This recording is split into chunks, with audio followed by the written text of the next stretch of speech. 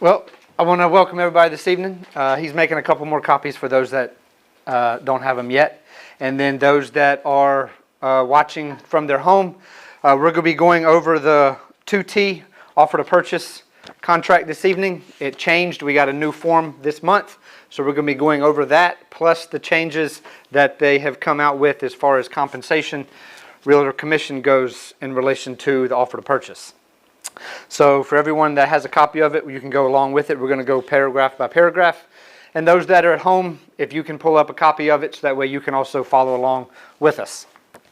If we have any questions as we go through, just let me know. I'll answer your questions, and then we'll keep on going through. And then once we finish, again, we have Alex here from Plaza Home Loans, who will be able to answer any other questions you may have as far as the lender side goes with the offer to purchase and the compensation.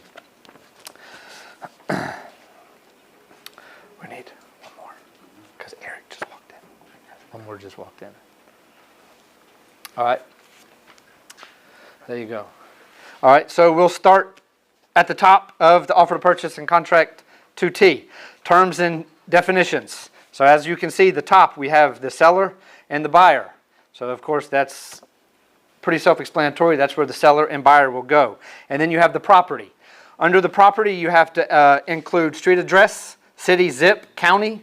A lot of times you may not be able to find the lot, unit, block, or section, but you may be able to locate a subdivision if it isn't a subdivision. But the biggest things you want to take out from this one to make sure you have in there, besides the street address, the city, the zip, and the county, is going to be the PIN or the PID, the parcel ID number. And then under other description is where you would put the legal description. And then on the bottom line, you have the deed, book, and page. All of those numbers and information can be pulled straight from the GIS or tax records. If you have questions later on how to locate that, let me know and I can show you that. But just you want to make sure that you verify those and you put in those correct numbers, because you want to make sure that you are selling the correct property. Next, will this property include a manufactured mobile home? You need to check it will or it will not. When you're filling out the offer to purchase, you want to make sure that every section that has an option is filled out. If there is nothing that goes in that section, then you want to put either none or NA. It's never a good idea to leave things just blank. Try to put something in there to make sure that it is known that that either does not apply or is not applicable. Next is, will the property that is transferring include an off-site septic, lot, boat slip, garage parking space, or storage unit? Is there anything that's transferring with this property as far as those that is on a separate lot? Anything that would be a great example of that is a lot of townhomes and condo complexes may have a parking space and a parking deck. If you have a community on the lake, they may have a deeded boat slip. There may be a situation where a septic field is in the property, but then there is a septic easement that encroaches onto the adjacent property as far as that septic lot goes. So if that is a situation and that is being checked, then you also definitely want to look at including the additional provisions addendum to spell out more in detail what that situation may be. Are there any additional parcels that are transferring with this property? Great example of that would be if you're selling a home and they're also selling the adjacent piece of land next door. If that's going with the sale, you want to check that box and then let that be known. And then also, again, if you're doing that, you may want to include another addendum spelling that out to make sure that it is all on the up and up and the property is being transferred properly. Moving down into our filling out of the prices, we have purchase price. First is the offer amount, the full purchase price amount. Then you have your due diligence fee and your initial earnest money deposit. How much are those being offered? So you want to make sure you put number values in those. If there are none, then you want to put 0. Due diligence fee, once you put that in, how is that due diligence fee being sent to the seller? You would want to check one of these boxes: cash, personal check, official bank check, wire transfer, or electronic transfer.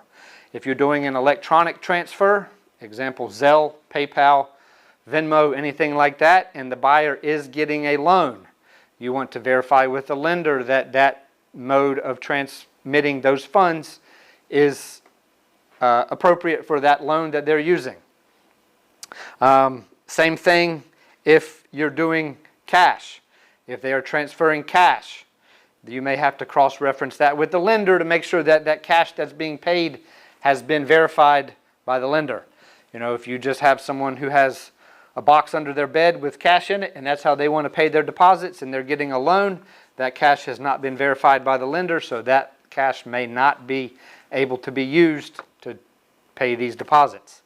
If they're not using a loan, then a lot of that would not be applicable. But just know, if you're doing anything other than something quote unquote might consider standard, you may want to run it by the lender just to make sure that they approve of it, because we'd rather address that early than have to backtrack later on. Same thing with earnest deposit, the initial earnest deposit. So the initial earnest deposit is a check that will be made out to the escrow agent and is supposed to be delivered within 5 days of the effective date. How are they paying that earnest deposit? Another option you have is cash, personal check, wire transfer, any of those. Make sure you check one of those, however that is being planned on being transferred. Then you have additional earnest money. Is there any additional earnest money? Why would there be additional earnest money? A great reason that may be is if you have a buyer that's making an offer on a property, they're willing to offer a little bit of earnest money up front. They want to verify something, say that we have a septic inspection. Once that septic inspection has been approved, then they may be willing to pay the additional earnest money. That may be an example of that. If there's any additional earnest money, would be any earnest money that's being paid and doable that is not part of the initial earnest money. So when would that be paid? You need to make sure that you put that date on there, and that is, of course, time is of the essence. So it has to be paid by 5 p.m. on blank date. Next is assumption. Is the buyer assuming a loan? And if so, how much of that, what is the value of that loan that they are assuming? If that's a case of, in the situation, that would go into here. That is basically like seller financing. Not seller financing, loan assumption. Seller financing's next. Loan assumption. Does everybody understand what a loan assumption is? Yeah? For those that don't, I'll briefly go into a loan assumption. Is if you're selling a house and you have a loan on it and your buyer is able to take over that loan, to assume it, take over that loan and now be responsible for the loan payments. Pass that back, please. So if there is a portion of this purchase price that is being assumed by a loan, that would go into that line. Now again, if you don't have any of these, put a 0 in there. Seller financing. Is the seller financing some of the purchase price of this property? If so, how much of that initial offer is the seller financing? That amount would go there. If you are doing seller financing, then you very well may want to include the seller financing addendum. It breaks out the terms and spells out the terms of this seller financing. Want to make sure we have all of those addendums if they are applicable in these situations. Next is building deposit. Is there a building deposit for a new construction? You usually only see this with new construction. If you do have a building deposit, then you may want to include the new construction addendum, which would spell that out. So if there is a builder's deposit, that amount would go right there. Now once you have all those lines filled out, whether there's a numerical value or just a 0, you will total all those up, subtract it from the top initial offer amount, and at the bottom line would be the monies that would be owed at closing by the buyer. Because assuming this contract makes it to closing, all of these other deposit amounts and seller financing and loan assumption come off the cash to close for the purchase price. Now, cash to close does not include any other lender fees or anything like that. That's just as far as the offer of the home. Okay? Sound good? Letter E, seller concessions. Is the buyer asking for any seller concessions to be paid at settlement by the seller? Now, if you have seller concessions, this is another item that you may want to run by the lender if the buyer is getting a loan, to make sure that the amount that is being asked for is okay with the loan. Because some loans may only allow up to 3% in seller concessions. Some loans may allow up to 6%. If you're asking for 7% and the loan only allows 6%, that other one, the buyer won't be able to use or receive. So you want to make sure that numbers are run by the loan officer and the loan officer is approving of them if they're being offered. And that can include any fees or things that may be paid that a buyer may have to pay for them getting the loan or purchasing the home. Seller concessions can be, closing costs. We're going to talk in a little bit about commission, because it's possible it could be commission or any other thing that the buyer is asking for up front for the seller to pay for throughout when the contract comes to closing. F, due diligence period. The due diligence period. Are we asking for a due diligence period? If so, we have two options. We're asking for a due diligence period running through a specific date. Or are we asking for the due diligence period to be a set number of days after the effective date of the contract? So you want to fill out one of those. If you do the date, then you must put an exact date in there, and that runs through 5 p.m. on that date. If you're doing an X number of days after the effective date, then you'll put, example, 21 days, and it will run 5 till 5 p.m. on that 21st day, if that's what you're asking for, is 21 days. So make sure you fill out one of those if you're having a due diligence period. If there is no due diligence period, then you don't have to fill that part out. Settlement date. What date do both parties agree that settlement will take place on? That needs to be a date. You can also put in a time like 45 days after the effective date. If you put 45 days after the effective date on this contract, I have had situations where people have come back, say lenders, and said, can we just change that to a calendar date once we have the contract and know what the effective date is? So just keep that in mind. If you have that situation come up, you may have to go back and change that to an actual calendar date, not just X number of days after the effective date. Page 1. Now, once page 1 is agreed upon with buyer and seller initial the bottom. Next, earnest money deposit. Earnest money deposit is a deposit, of course, made by the buyer that will be held in escrow. That earnest money deposit is due within 5 days of the effective date. If that earnest money is not due and payable within the 5 days of the effective date, the seller can call that money due and payable. There is a form that they can use to do that if it's not paid, but it should be paid within 5 days. That deposit now is held in escrow until closing, or if the contract were to terminate, then it will be dispersed according to how all parties agree. If all parties do not agree how that earnest money will be dispersed, then that money cannot be dispersed until all parties are in agreement. If they never come to agreement, then after a period of time, the money will be turned over to the clerk of court, and then the court will handle how that is held or dispersed from there. But just know that that earnest money deposit has to be held in an escrow account. The next section is escrow agent. Who is the escrow agent that will be holding this escrow account deposit, this escrow deposit? Our firm has a trust account, so we can hold earnest deposits. A lot of times you may see attorneys on here. Whoever is holding it has to be responsible and have a trust account, and they will have to acknowledge once they receive it. And we'll go over the last page about receiving of deposits when we get there, but just who is the escrow agent is who goes in that line.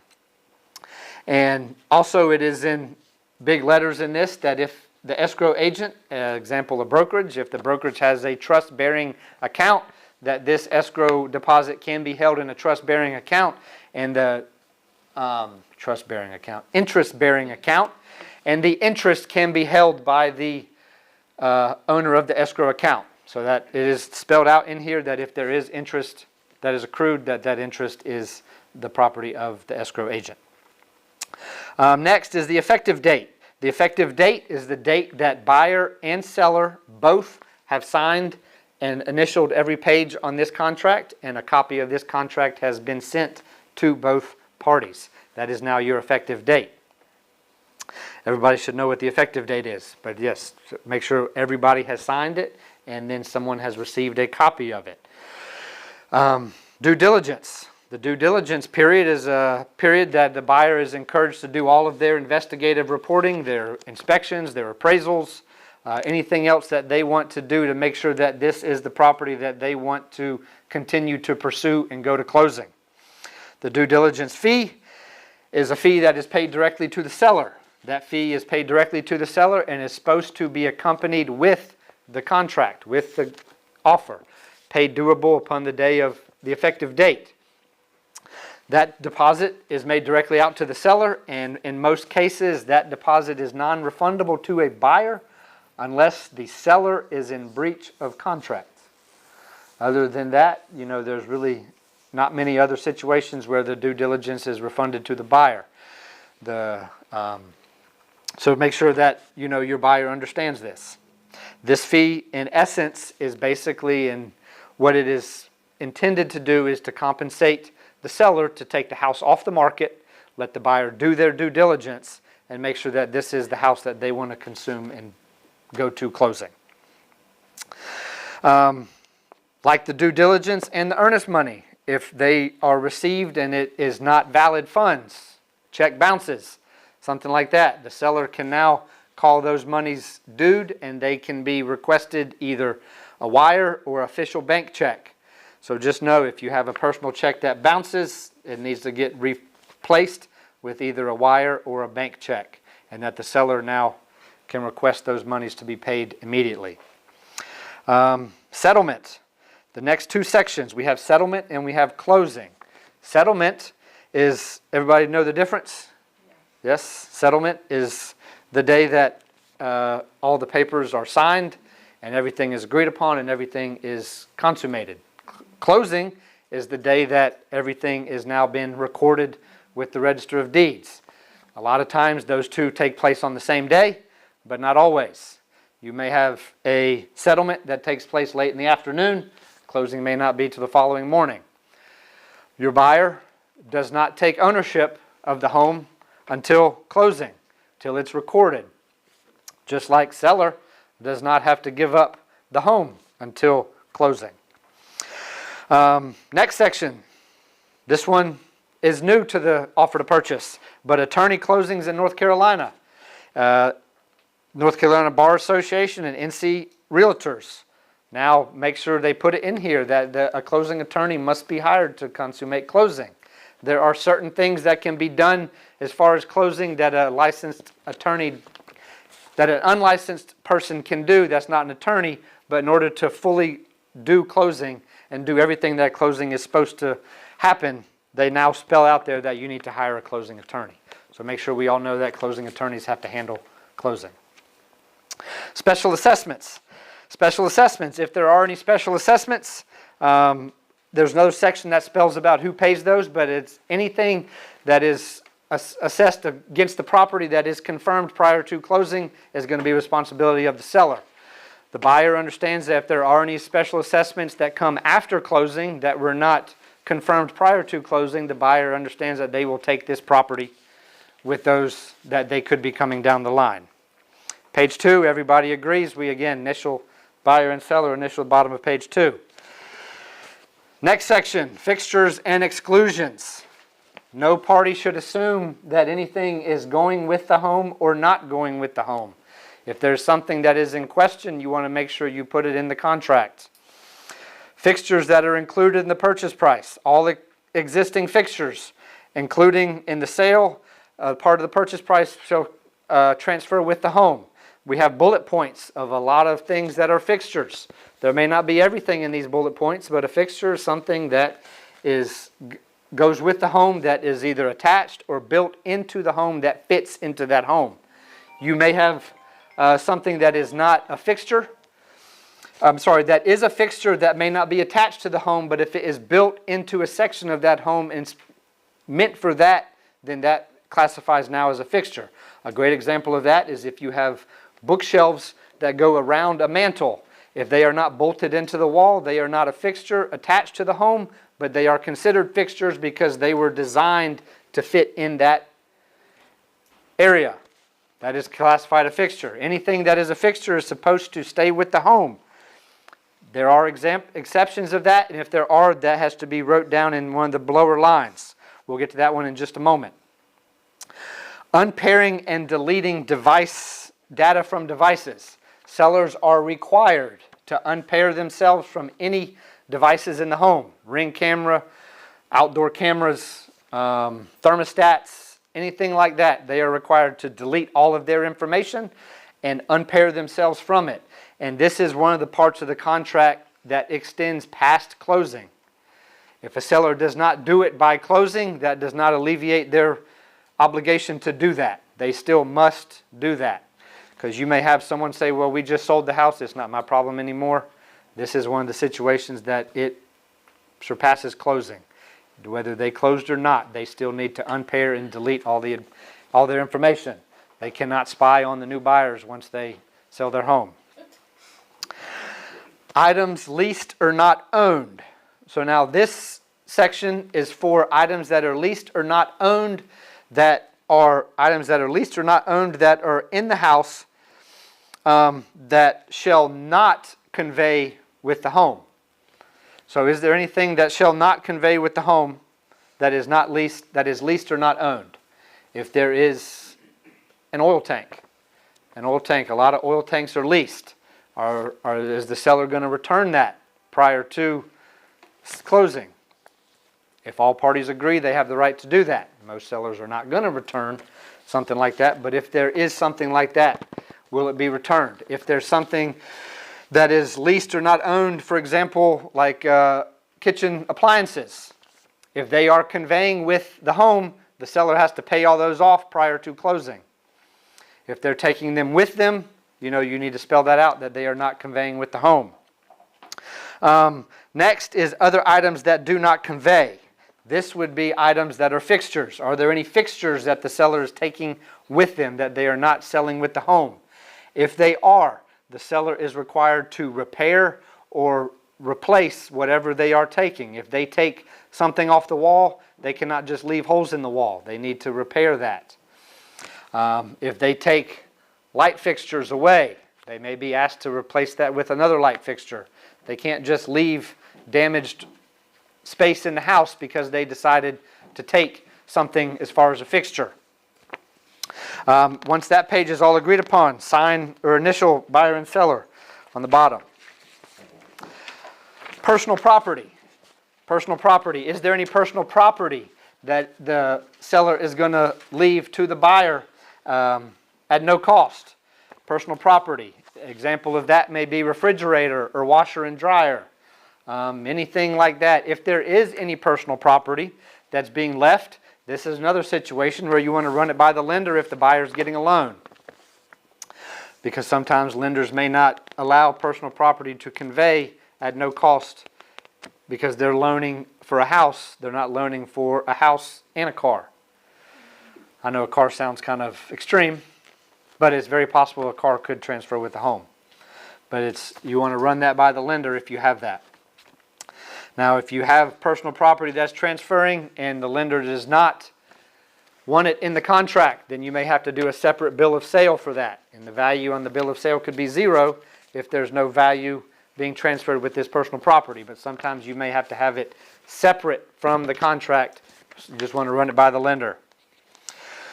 Number 4, the buyer's due diligence process. Buyers strongly encouraged to conduct all of their due diligence during the due diligence process, period.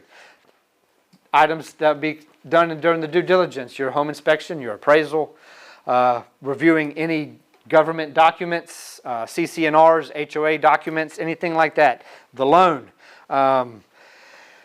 insurance, surveys, zoning and governmental regulations, flood hazard and water hazard, utilities and access, streets and roads, and special assessments. Buyers encouraged to investigate all of these items during their due diligence period to make sure that they understand it all and they are okay with all of it before moving on and consummating the deal. It is your job as the buyer's agent, if you represent the buyer, to assist in reviewing all of this. If the buyer wants any of this done, it is your job to assist in doing that. Make sure you're able to get what they want, review it with them, make sure it's explained to them, and that they understand it and okay with anything that they may have questions about. Letter C, sale or lease of existing property. Now, just because that is in here, this contract is not contingent on a buyer selling or leasing another property. They can put it in here that they have to do it, but if they do not sell or lease it, that does not give the buyer rights to get all of their deposits back, because North Carolina contract is as is in its current condition with really no contingencies like that, unless that contingency is agreed upon by all parties. Anything that is agreed upon by all parties can be part of the contract. But this contract, the way it is standardly written, is not contingent for the buyer to sell or lease one of those properties. Letter D, repair, improvement, negotiations, and agreement. This contract, again, is stating that this house is being sold as is in its current condition and its current location. That does not mean that the buyer cannot ask for repairs, improvements, and negotiate those. They sure can. They can be agreed upon, but the seller has no obligation to do any repairs, any improvements, or even negotiate any of this stuff. Seller's under no obligation to do that. But if all parties agree, then it can be done. Buyer's obligation to repair damage. If the buyer were to do any damage to the property during their due diligence or just accidental damage, that buyer is responsible to repair that. A great example would be as if you're doing a home inspection and home inspector damages something, buyer is responsible for that. Buyer can go after the home inspector, but per this contract, the buyer is responsible to repair that. If you're walking through the home one day and you walk through a screen door and break the screen door, buyer is responsible to repair that. Just let buyer know any damages that's done by the buyer or anybody hired by the buyer is responsible to repair those damages. Letter F, indemnity. Buyer will indemnify and hold seller harmless of any loss, damage, claims, suits that shall arise from any conduct the buyer is doing while at the property. Now that does not apply to anything that the seller has as far as negligence or trying to hide or cover up. Now if the buyer were to fall off the stairs and the stairs are perfectly fine, the seller is holding the seller harmless of that. Now if the seller has a rug over a hole in the floor, buyer steps on the rug and falls through a hole. Now that is a different situation. Seller could be held liable for that because that is something they were negligent about and did not disclose. But just know that if the buyer were to do something as far as get hurt, loss, damage, anything like that, the seller is held harmless for that. Buyer's right to terminate. Buyer's right. Buyer has the right in North Carolina to terminate for any reason or no reason at all. Now, depending on when the buyer terminates, the buyer may have liquidated damages to the seller, example, due diligence or the earnest money, depending on when they terminate. But if they terminate during the due diligence period, then they are entitled to get a refund on their earnest deposit. If they were to terminate outside of the due diligence period, then they may not have a right to get their earnest deposit. The seller now has a claim to that earnest deposit. Next section, letter H, big red letters. Closing shall constitute acceptance of the property in its then existing condition unless a provision is otherwise made in writing. So closing, the buyer is taking the property in its condition the way it is. Buyer accepts that and agrees to that unless there is another provision in writing. Buyer representation. How is the buyer, the first section is funds. How is the buyer paying for this house? You have two options, cash or a loan.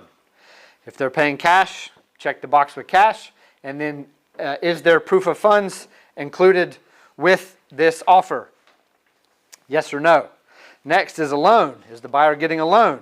If they're getting a loan, are they getting a first mortgage loan? If so, what type of loan is that? If they're getting a second mortgage loan, please explain what kind of second mortgage loan they're getting. If they're getting other funds, write out what type of other funds that may be. Another example of other funds could be hard money. You may have a buyer using hard money lenders. So if they're using that, that needs to be spelled out in that section. All pages agreed upon, buyer and seller initial at the bottom. Now we're back to other property. Does the buyer have to buy or does the buyer have to sell or lease another property before closing on this deal? Yes or no? If it is yes, what is that property's address?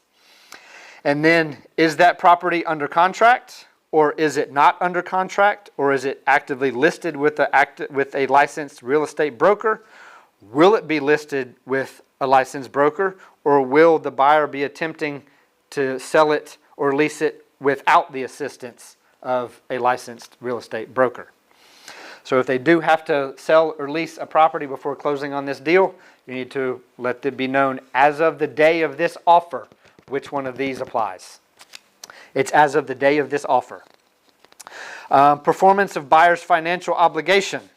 To the best of the buyer's knowledge, there's no other circumstances that the buyer would not be able to perform their obligation as far as their financial ways and means of coming up with the funds to purchase the home. Next section, residential property and owners association disclosure statement. Has the buyer received a signed copy of that prior to making this offer? We have three options. We have yes, no, or is it exempt from the property disclosure statement. If they have received a signed copy of it, then you will check yes. If they have not received it yet, but it is not exempt, then you would check no. If they have not received it and the contract goes under contract, the buyer has the right to still terminate either within 3 calendar days of the effective date or within 3 calendar days of the day they received the disclosure statement. And it's whichever one of those comes first. Seems kind of weird, right? How would 3 days of you receiving the disclosure come before 3 days of the effective date? The only way that could happen would be is if you received the disclosure 3 days after making the first offer, they counter back, and then before you get a contract, 3 days from the day they received it. That's how 3 days would come before the effective date, 3 days after the effective date. Does that make sense? Because I had someone ask me that. They're like, well, if you receive it on the effective date, they're going to come at the same time. Or if you receive it 2 days after the effective date, 3 days after the effective date comes before you have 3 days to review it. So how can the other one come first? An example. Or is this property exempt? There are a number of reasons why it could be exempt. And if you pull up the statute, it will explain all those reasons. Some great options of reasons that it may be exempt would be new construction if the home has never been lived in. Only if it's never been lived in. A foreclosure, an estate sale. All of those are exempt. There's a couple other ones. I don't remember all of them, but if you pull up this North Carolina statute, it spells all of them out. Next, mineral oil and gas rights disclosure. Same as the RPODs. Have they received a copy of it? Yes, no, or is it exempt? Same thing as the other one. Same, just make sure you check one of those. Buyer obligations, section 6. We're going to get into buyer obligations. The first section is timely payment of earnest money and due diligence fee. Or is there dishonored funds? Dishonored funds would be like a bounced check. Buyer must turn in the due diligence fee over to the seller at time of contract. Earnest money is due within 5 days. If the monies are not paid, then the seller may use Form 355 to demand funds from the buyer if they haven't been paid in time or if they are no good funds. And then initial the bottom, buyer and seller. Responsibility of special assessments. The buyer shall take title subject to all special assessments that may be approved following settlement. So if there are special assessments that are approved following settlement, the buyer understands they are taking this property with those and the seller is not obligated to pay those. Responsibility of special assessments. Next is responsibility of certain costs. Buyer is responsible to pay their own costs, whether those costs be anything as far as like appraisal, anything costs that come on the buyer's side. If there's any fees associated with the HOA, the closing attorney, the lender, preparation or recording of all instruments required is secure the balance of the purchase price unpaid at settlement. If there's anything that constitutes with the lender, HOA, the deed, anything like that, that's the buyer's side. The buyer's responsible for those fees. Next is authorization to disclose information. Buyer understands that the closing attorney, the lender, and the real estate agent may have to disclose some information that is pertinent to close the deal. That does not mean that these people can disclose anything and everything. They can only disclose what is necessary to consummate the deal. But buyer understands that information may be shared amongst parties if it is necessary.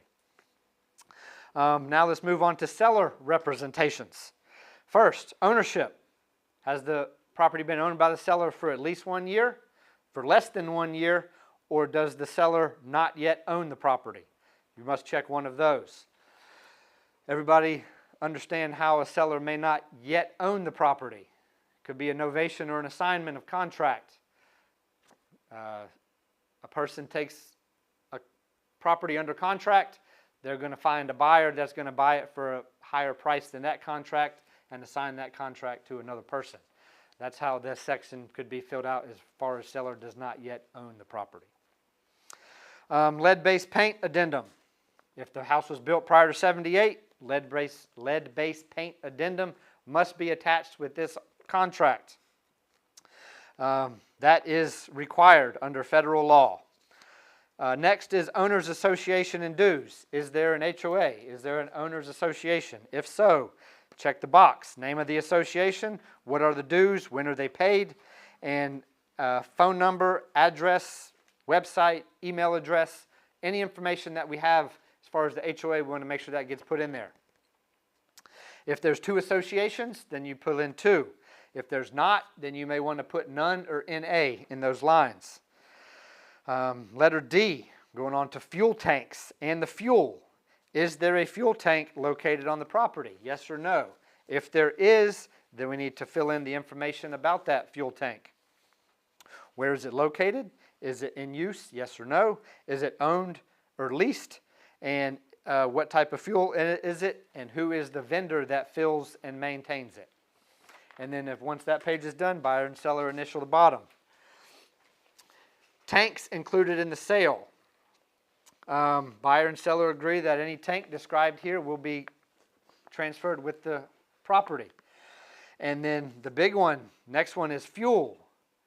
Sellers need to understand that per this contract, they can use the fuel that's in the tank, but at closing, they cannot sell the fuel that's in the tank back to the company.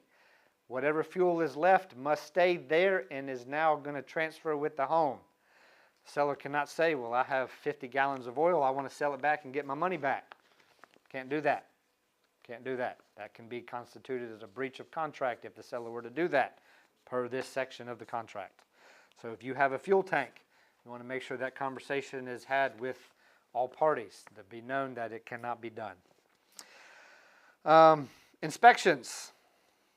So this one, supplier consent. Buyers shall be entitled to conduct inspections on the fuel tank, whether they want to make sure that it is operational, they want to make sure that there's oil or fuel in there, how much is in there, they have the right to inspect it, to do any of that information they want, contact the supplier, contact the person who maintains it, whatever they want to do, they have the right to inspect that fuel tank to make sure that it is operational, if it's being sold as operational, and it is working in its proper manner. Leases. Is there a lease on the property? Yes or no? If there is a lease, then you may want to attach the additional provisions addendum, spelling out the terms of that lease, and have a copy of the lease relayed to the buyer. Letter 8, seller's obligations. Big one, evidence of title and payoff statement. Seller is obligated to pay off any type of debt that they have on anything that is transferring with the home, including the home. If there's anything that they owe money on that's transferring with the home, they are required to have all that paid off at or before closing. Anything, solar panels, anything that they may have leased, anything like that, they have to have everything paid off. Seller shall provide to the closing attorney contact information so the closing attorney can get these payoff letters if this closing attorney is going to handle those. Usually the closing attorney is going to handle any type of loans, HELOCs, home equity lines of credit, anything like that. Usually the attorney will handle the payoff. Now if it's something as far as like something else, solar panels, the seller may want to take care of that themselves, but if they do, we still want to make sure that that payoff has been sent to the attorney so it can be verified that it is paid off prior to closing. Next is authorization to disclose information. Just like the buyer, the seller understands that parties may have to disclose information pertinent to closing and consummating of this deal. Seller understands that information can be shared amongst the buyer, lenders, attorneys, HOA, whoever may be a part of this deal, that if information needs to be shared, the seller understands that information may be shared. Access to the property. Access. The seller has to give the buyer access to the property to do their due diligence, to do their walkthrough. If there are repairs done, the seller has to give the buyer access to go back and inspect these said repairs. Seller cannot not allow the buyer to go back or do their due diligence or their walkthrough or re-inspect after repairs have been done. Seller understands that they have to give the buyer access to the property. Removal of the seller's property. Another big one. Seller is responsible to remove all of their personal property, including debris and trash. So when the seller moves out, they cannot just leave trash all over the house. They must remove that. All their personal property, debris, and trash, unless agreed upon. Now, if they're agreed upon to leave things, then they're entitled to leave those. But a seller cannot just say, I don't want to take that, I'm just going to leave it for the buyer and make it their responsibility. If it is not agreed upon, they cannot do that. Next is settlement deliverables. So this one, I got to read through this one real quick. All right, so the affidavit and indemnification agreement. The seller is required to sign that at closing. That states that the seller does not owe money to anybody that has done work on the property in the last 120 days. If someone has done work, the seller understands that they've paid them off, and there is nobody that can come back as far as the mechanic's lien. Anything like that, they will have to sign that at closing. That if they had work done, they paid the worker off. Seller is not a foreign person defined by the Foreign Investment and Real Property Tax Act. If the seller is a foreign person and they are selling a property in the United States, they have to make sure that we understand and they understand that if they fall under this Foreign Investment Real Property Tax Act, that is taken care of. If you have any questions about that, that is a great legal question. Get in touch with the closing attorney, have them address that situation. With us not being attorneys, that's something beyond our scope of work. If that is applicable to either buyer or seller in any reason, make sure that runs by the closing attorney. Letter F, designation of lien agent, payment and satisfaction of liens. Seller shall designate a lien agent. Example, the closing attorney can be a lien agent to make sure that these liens are satisfied and paid off, that they will give any information deemed necessary to that person to make sure these liens are satisfied prior or at closing. Letter G, good title, legal access. The seller understands that they must issue a general warranty deed to the buyer at closing, and that this property must contain legal access, whether that be a legal right-of-way or an easement, but that the property has legal right-of-way access to access the property, and that the seller is transferring a clean general warranty deed to the buyer at closing. Governmental compliance, letter H, that when this property is transferred, that there is no violation and any issues with government compliance as far as zoning, stormwater, building permits, anything like that. If there's any violations, seller is taking care of those prior to closing, or unless all parties agree that the buyer will take it in that situation. But if not, seller understands that any of those will be addressed and resolved prior to closing.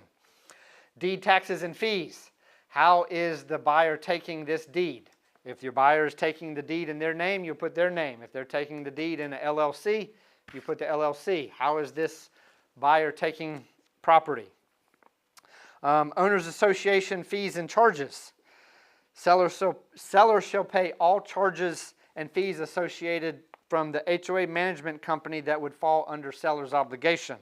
And that's later spelled out in 9A, which we'll get there in just a minute.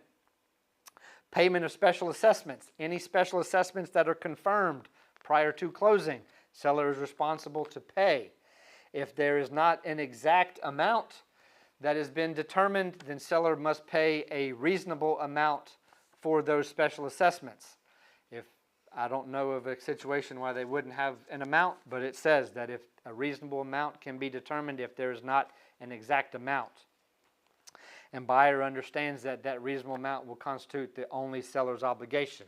If that reasonable amount is not the exact amount after closing, then buyer may have to make up the difference. Late listing penalties. Seller must pay all late listing penalties. Everybody know what a late listing penalty is, or could be? Late listing penalty usually is going to apply to businesses. If owner is a company, LLC, and you must list all of your assets with the county or the state every year. If you don't do that, you can get what's called a late listing penalty. I mean, you did not share your information with the county or the state as far as your business. You know, this would not apply to a person, but like if you have a company, a business, an LLC, you have to pay taxes on your property that you own, whether it's personal property or, you know, real estate property. And if you do not list that and address it with the state, there may be what's called a late listing penalty, and that late listing penalty must be paid by the seller. It's not very common, but that's what it is. Negotiated repairs and improvements. If there are negotiated repairs and improvements, the seller must do them in a good workmanlike manner. That does not state that the seller has to have a licensed contractor do them. They just have to be done in a good workmanlike manner, and the buyer has the right to re-inspect those said improvements or repairs once they are done. Home warranty. Is a home warranty being offered in this contract? If not, you check the first box. If it is who's getting it? Is the buyer obtaining a home warranty that will be paid for by the seller not to exceed a certain amount? Or is the seller offering a home warranty or obtaining a home warranty to the buyer that will not exceed a set amount? If a home warranty is being offered, whether it's the buyer or the seller is obtaining it, you need to make sure that is spelled out, and what is that value. Why is there a value? Because a buyer may be wanting a home warranty. The seller may be willing to pay, say, up to $800. If the buyer wants a home warranty at $1,000, then the buyer will be responsible for that additional $200 above what the seller agrees they will pay for. Charges, next section, charges by the Owners Association. Seller shall pay any fee in completing the Residential Property Owners Association by the HOA. If there is a fee for the Owners Association to complete the Owners Association disclosure statement, that is a fee that the seller is responsible for. Seller shall pay any fees or assessments, including proration. If there's a prorated fee, the seller is responsible all the way through the day of closing. Buyer is responsible from the day after closing through the end of the year. Next, on the same thing, is if there's any fee with transferring or updating ownership. If there's any transfer fees, the seller is responsible for that. Any fee that is specifically required to be paid by the buyer, then the buyer shall pay that from Owners Association. Which, if there's any capital contributions, setting up of their own account with the HOA, anything like that that pertains to the buyer will be responsible to pay those. Number 10, prorations and adjustments. Anything that is prorated, again, seller is responsible from January 1 through the day of closing. Buyer is responsible from day after closing through December 31st. Prorations will be divided up that way, whether they are taxes, property taxes, HOA dues and fees. If there's a lease, the rents, anything like that that is prorated, it will be prorated at closing. So those next is A, B, C, and D are examples of what I just spelled out. Taxes of real personal property, rents or dues. Condition of property, risk of loss. Condition of property. The seller and buyer understand that the home has to be in the same or better condition at closing as it was the day of contract. So if something happens to the house during the process of this contract that brings down the condition of the property, seller is obligated to repair or replace that to bring it back to the condition that the property was at time of contract. If the property were to burn down, knock on wood, hopefully that doesn't happen.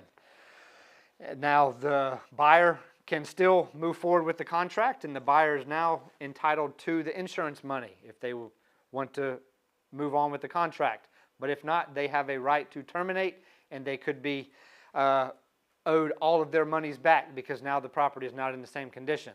If the buyer still wants to buy it, though, they can still buy it, and if there's insurance, they would be entitled to collect that insurance. Now, but because of this, you want to make sure seller understands that they are definitely encouraged to keep their homeowner's insurance active all the way through closing, just in case something crazy happens. So let your seller know. Make sure they maintain their homeowner's insurance. They do not want to cancel it, because if the house were to burn down and their insurance was canceled, seller's up the creek. Delay in settlement and closing. So per this contract, both parties have a built-in 7-day delay period. So either party may delay closing up to 7 days. If that delay is going to exceed those 7 days, you are now asked to fill in a extension. You would do amendment to contract to extend that closing date. Don't think that, oh, well, if we all just say we can go past 7 days, everybody's okay with that. You want to have that deducted to writing, anything past that 7 days. If there is any delay in closing, even if it's just 1 day, you may be required to have a change of closing date anyways, because a lender may require that. So just know, if there is any change in closing date, the lender may require the addendum to change the closing date. But there is a 7-day built-in delay in the contract. Number 13, possession. Possession will take place at closing. That's when possession will change hands. But there is situations where buyer may possess the home prior to closing, or seller may possess the home after closing. If that happens, then you want to check one of these boxes and make sure that addendum is now filled out and prepared. And again, if that's happening, you may want to contact your insurance company, whether you're on the seller or buyer side. Make sure that insurance companies are aware of what's going on to make sure that the home is still covered under insurance. Number 14, addenda. Are there any other addendas that would be attached to this contract? If so, you must check that box. If you have an addenda that is attached to this contract, but this box is not checked, then that addenda is not part of this contract. It is just a piece of paper. Make sure that addenda is checked. If that addenda is not on one of these boxes, then under other attorney or party drafted addenda, spell out what that addenda is and make sure that it is attached to this contract. Assignments, number 15. This contract cannot be assigned to another party without all parties in agreement. Number 16, tax deferred exchange. That is like a 1031 tax exchange. That is the only time that this contract can be assigned, would be as if it is under a tax deferred exchange. Everybody know what a 1031 tax exchange is? Yes, 1031 tax exchange. You're selling an investment property. You're buying a new investment property, and you're taking all the money you're making off of one you're selling and putting it into the one you're buying to avoid taxes. You're basically just moving money from one property to another. If you're doing a deferred tax exchange, then you want to make sure that the attorney is aware of this plenty time in advance, because they have to make sure that everything is handled properly as far as that, if there is a deferred tax exchange. Parties. All parties in this contract, this will be a binding contract between these parties, their heirs, and their successors. So if one of the parties to this contract were to pass, their heirs or successors can still uphold this contract and keep it moving. So just know that that is possible. Survival. Any provision herein can survive the contract. If there is a provision that survives this contract through closing, that it will still be in play. Example of that would be if you have the buyer or seller possession after closing. That is an addenda to this contract that will survive closing. If there is something else that is survived closing, that it will survive closing as long as it is a part of this contract and it states it survives closing. Other than that, once closing happens, everything now has been severed and it is now buyer's house, no longer seller's responsibility. But if there is something that survives, it will survive. This is the entire agreement and it has been represented by all parties that this is the entire agreement. There's no other side agreement, and it will be recorded in its fashion. So if we get to closing, this contract will be recorded as far as closing, and the property will transfer hands. Conduct of transaction. Conduct of transaction, this one is not totally new, but it states that in this transaction that electronic means can be used as far as signing. Not everything has to be wet signed. Electronic means can be used. Now, how do we verify electronic means? On the last, or the, not next page, but the following page, there is seller email and buyer email. Whatever email that the buyer and seller put in there, that email address is used to verify that this person is who they say they are, and they are signing this part of this contract. So that's a big one as far as for using electronic signatures. That electronic signatures are legal and used, and you can use them in this situation. But those electronic signatures can only go through the email that is in the other page. When we get there, I'll point that one out. Execution. This contract may be signed in multiple originals or counterparts, but all of those multiple originals and counterparts are to be said as one, to create one contract. So if you sign 4 pages today, 4 pages tomorrow, they come in together as one. If we have 2 copies of it, buyer signs one, seller signs one, we swap them, then they each sign both of them. We have 2 contracts, but they are considered one. All right, computation of days and time. This one gets asked a fair amount. Computation of days and time is calendar days, including holidays, including weekends. There is no work days, banking days. If it's 5 days, it is 5 days, calendar days. There's no exception for any holidays or weekends. Number 23, remedies. If it is a breach by buyer or breach by seller.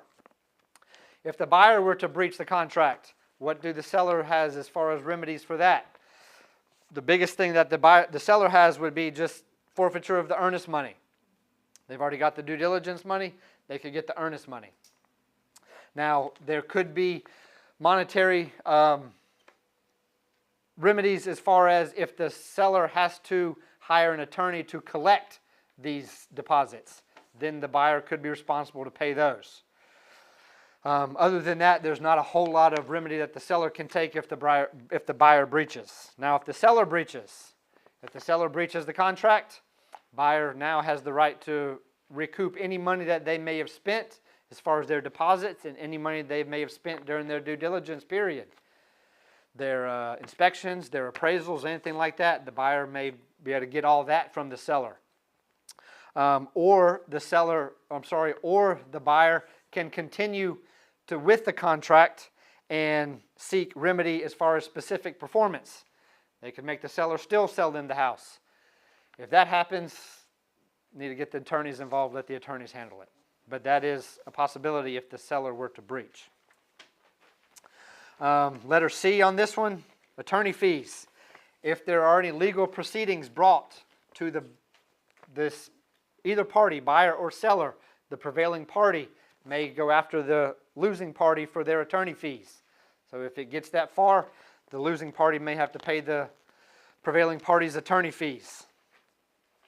Then this page you will have buyer and seller sign and date.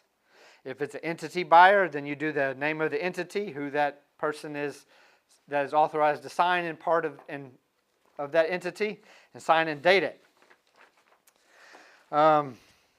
Page 13, big red box, wire fraud. Make sure all parties understand, do not wire any money to anybody for any reason unless it has been confirmed by lender, attorney, and real estate agent. I would recommend to have everybody confirm it before anybody sends any money. So make sure your party knows, do not wire any money. Notice information. This page you have your buyer's notice, your seller's notice, and then the agency's notice. Under buyer and seller, whatever email address that your buyer and seller put into this line, that is the email address that will be used as far as electronic signatures. So whatever email address they put, that's what email address needs to be used for electronic signatures. Whenever you do an electronic signature, you can get that page that says it was sent to this person at this time to this email address. That verifies they are signing it on behalf of themselves. Whatever email address needs to go in there. At the bottom, we have agency notice and addresses. If you are the buyer filling out an offer to purchase, you want to make sure all of your information is there, and it is good practice to put all of the listing agent's information in there. All that information you can get from the MLS. Last page of the contract, which is not technically a full page of the contract per this contract. This is just acknowledgement and receipt of monies. Whenever any due diligence or earnest money has been turned over, whoever has received it wants to sign and date and acknowledge that that money has been received. This is your receipts page. This page needs to be completed whenever any money has been turned over. Make sure it is done, because the lender is going to want to need to see it, attorney is going to want to need to see it, and also buyer and seller are going to want to know that money has been accounted for. All right, that's the offer to purchase and contract. Now, just real quick, there is an offer to purchase and contract worksheet. If you ever want to pull one of these up, it's a one-page sheet with all of the information that you would be filling out on this. This is not a contract. This is not part of the contract. But if you want to ever use this, say, to just get all the information together so when you fill out the contract, you have everything in here.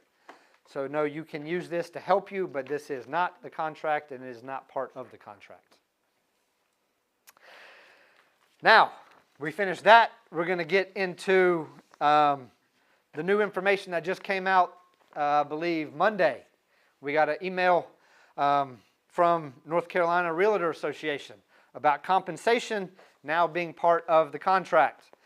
Once we finish, if you have any questions about this, we'll go into that. But I just want to bring it to your attention that before this, there could never be any information included in the offer to purchase as far as compensation goes. Compensation is our fee for us doing our jobs. That could not be any part of the contract. But now they have said that it can be part of the contract. And it can be the addendum, the Form 220, the agreement to compensate can now be an addendum to the contract. What? What number was it? 220. Oh, okay. So what this states that if you wish to do this, you have three options as far as how you can include compensation in the offer to purchase. Number one is attach the Form 220 to the contract. If you do that on the page that has addendums, which is page 10. On page 10, number 14, addenda. Is there any addenda attached to this? You can attach the Form 220 to it and put under here, other attorney drafted or party addenda. Put Form 220 and have it attached to the contract. Number two option is you can attach a custom attorney drafted addendum stating the commission is going to be paid and how much it is being paid and who's being paid by to. You can attach an attorney drafted addenda. The next is you can insert custom language into a purchase contract indicating the amount of the seller concessions that will be used for agent commission. If you do this, you may want to run it by the lender, and you also may want to get the attorney to draft that custom language. Because we as real estate agents are not attorneys, we cannot draft our own addenda or our own language. So if that is going to be put in there, then you may want to have the attorney draft that addenda and also run it by the lender. So those now that can be included in the offer to purchase. If you're going to include it in the offer to purchase, I would recommend you also sit down and discuss it with your manager. Make sure that we do it properly. If there is a lender, make sure you have the lender a part of it. Make sure that it is all compliant with them. And if there is any addenda or verbiage that is being drafted, make sure that you also run that by an attorney or have the attorney draw it up. You as an agent, again, you cannot draw up an addenda. You cannot write up verbiage as far as this goes because we are not attorneys. So make sure that that is done. If you have any questions about this, we will address that in just a moment when we finish. But I just wanted to point that out. That's the offer to purchase. That new offer to purchase came out this month. It was, 17 pages prior. Now it's 14, so they dropped 3 pages.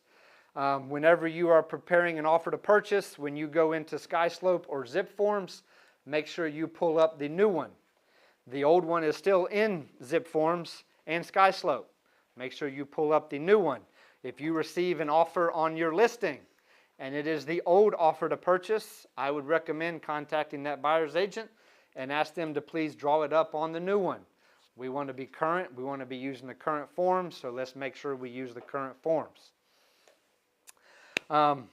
With that being said, I want to thank everybody for coming. Those that are watching at home, I want to thank you for joining in. If you want to watch this later on, we will have it posted to the YouTube channel so you can watch it later and refresh yourself. It'll be there. If you pull it back up, make sure you like it. It helps us with advertising and marketing and our algorithms on YouTube. So thank you, everybody. Hope you have a great night. Thank you. All right.